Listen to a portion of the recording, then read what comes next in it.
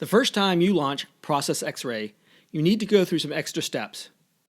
The reason that you have to do this is because Process X-Ray actually consists of two programs, the app that you interact with and an endpoint system extension that runs behind the scenes. It is this endpoint system extension that we need to install and then configure.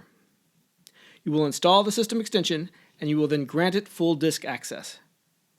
You only have to do this once, and after that, Process X-Ray will be good to go for all future runs. This video walks you through these two steps.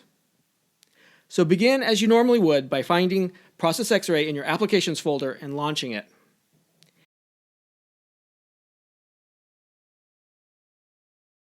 Every time you start Process X-Ray, you need to connect to the system extension by going to the File menu and selecting Connect to Extension. Every time you do this in the future, you will be done here. But this first time, a sheet slides down asking you to activate the endpoint system extension.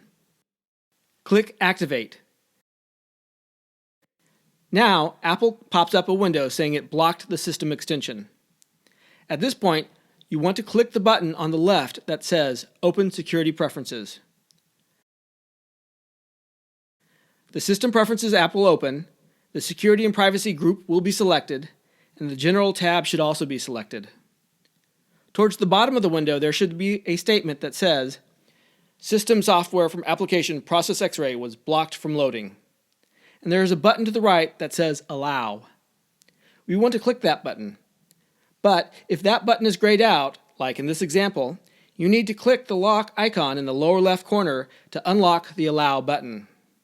In my case, my Apple Watch can unlock the button.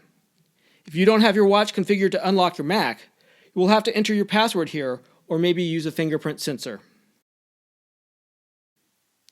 Now you can click the Allow button. At this point, you've achieved the first step. You've installed the endpoint system extension. Now, on to the second step. Select the Privacy tab at the top.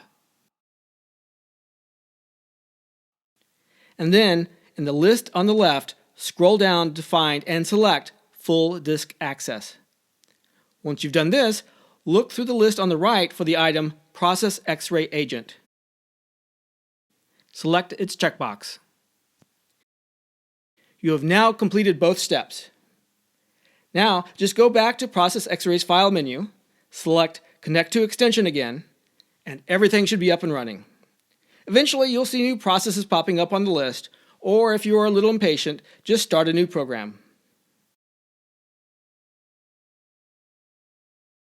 Congratulations! Process X-Ray is now fully up and running.